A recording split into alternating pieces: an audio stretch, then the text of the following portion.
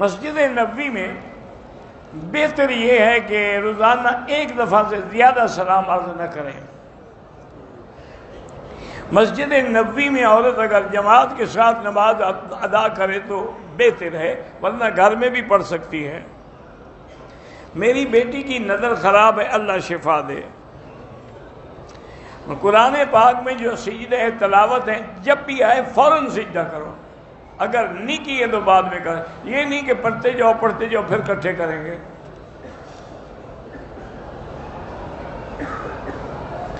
امام جب سجدہ کرتے ہیں تلاوت کا، ان کو چاہیے کہ وہ بتائیں کہ انتظامیہ کو لکھ کے بھیجیں آپ، حالت احرام میں سگریٹ پینا ڈبل حرام ہے۔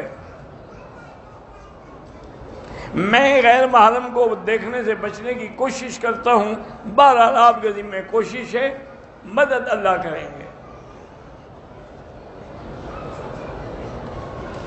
اگر احرام کی حالت میں آدمی کا پیشاب کا قطرہ نکلا ہے تو کپڑا بھی دھوئے اور وضو کر لے، احرام کو عمرے کو کچھ نہیں ہوتا۔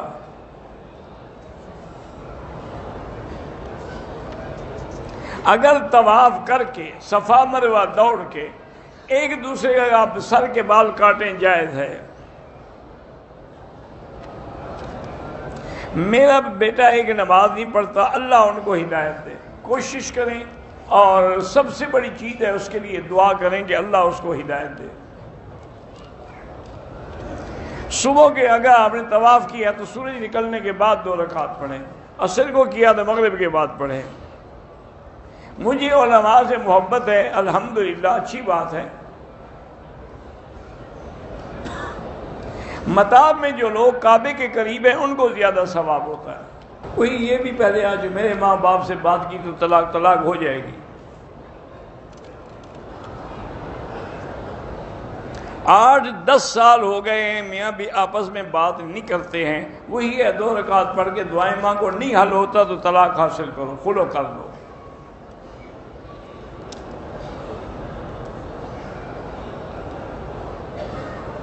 کہتے کہ بیوی کو حالت حیض تھی، شوہر نے عمرہ کر لیا، بیوی جب پاک ہو گئی تو شوہر نے اس کو سکھانے کے لیے ساتھ ہو کے طواف کرایا اور اپنا نفلی طواف بھی شروع کیا۔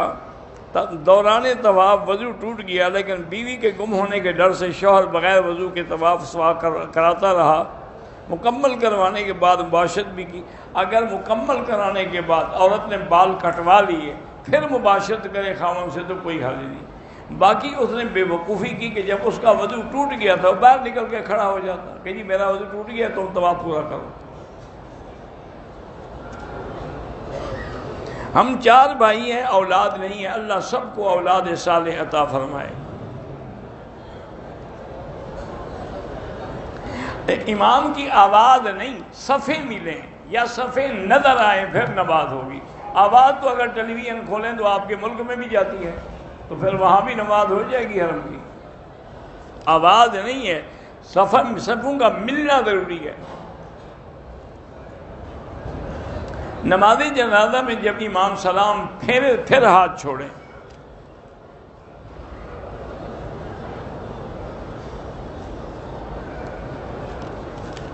رمضان شریف کے روزے میں شوہر کو منع کرنے کے باوجود بھی اس نے اپنی خواہش پوری کی تو اب کفارہ دینا ہوگا، 2 مہینے کے روزے رکھے۔ بیت الخلاء میں کھڑے ہو کے وضو کرے تو جائز ہے، کوئی مکروہ نہیں ہے۔ ہم دبئی میں ہوتے ہیں، وہ رفع دین کرتے ہیں، ٹھیک ہے، وہ شافعی مسلک پہ ہوں گے، آپ اپنے مسلک پہ قائم رہیں۔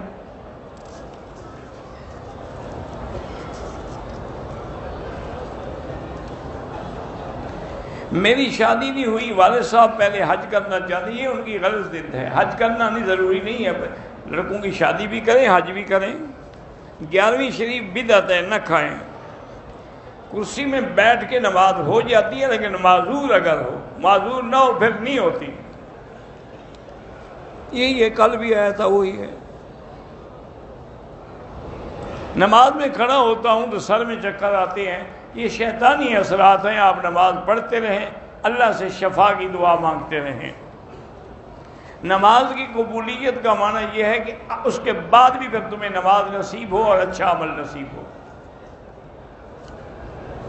میاں بیوی اپنے گھر میں جماعت کر سکتے ہیں، ہاں کر سکتے، یہ بھی پہلے ہو چکا ہے، پھر رکھ دیتے ہیں۔ نفل نماز میں بھی سورۃ فاتحہ کے بعد کوئی سورت قرآن کی جو تمہیں یاد ہے پڑھیں۔ رابق سے اگر آپ آئیں گے تو میقات ہے، آپ کو احرام باندھ کے آنا چاہیے، کیونکہ رابق کے قریب ہی ہے الجحفہ، وہ میقات ہے، اس کو آپ کراس نہ کریں، احرام باندھ کے آئیں۔ بیوی کو اپنے والد کا نام ہٹا کے خامد کا نام لکھنا شریعت میں ناجائز ہے، وہ اپنے نام کے ساتھ والد کا نام لکھے اور آگے پھر لکھ دے زوجہ فلان۔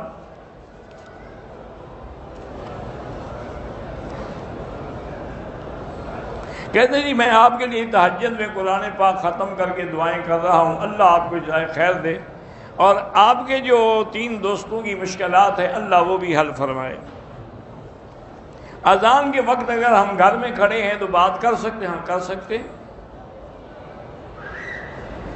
میرے بھائی نے عمرہ تو کیا ہے لیکن نماز ہی نہیں ہے، تو ایسی عمرے کا کیا فائدہ ہے جب نماز نہ پڑھے؟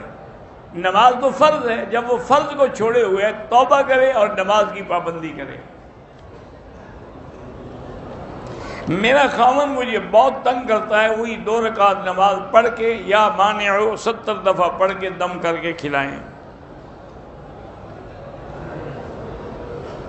اگر وضو کے بعد کپڑے تبدیل کرنے تھے، آدمی کا سطر کھل گیا تو اس سے وضو نہیں ٹوٹتا۔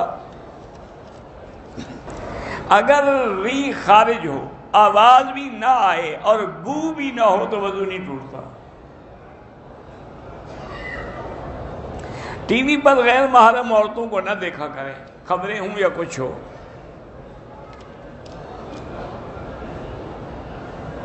ہمارے بہت سارے لوگ ہیں جو حرم آتے ہیں پھر ان کی برائیاں کرتے ہیں، اللہ ہدایت دے۔ خواب میں حضور کی زیارت کے لیے سب سے زیادہ درود شریف پڑھیں اور اپنے اعمال کو حضور کی سنت کے مطابق رکھیں اور کوشش کریں کہ حلال رزق ہو، حرام نہ ہو۔ میرے چھوٹے بھائی کی وجہ سے پریشان ہے، اللہ اس کو ہدایت دے، صالح بنائے۔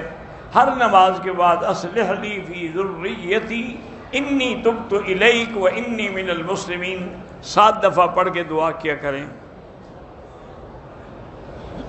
میں اپنا حفظ بلا بیٹھا ہوں، اللہ سے توبہ بھی کرو اور قرآن کو دوبارہ یاد کرنے کی کوشش کرو۔ اگر یہاں آئے ہوئے ہیں تو عصر سے لے کر عشاء تک بڑے تحفیظ کے حلقے لگتے ہیں، کسی قاری کے پاس بیٹھ کے اپنی منزل دہراؤ۔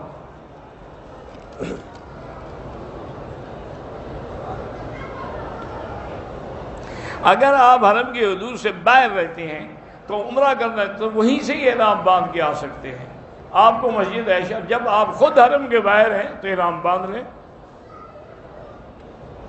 ہم نے حج کا احرام باندھا تھا لیکن حج نہیں کیا، دم پڑ گئی۔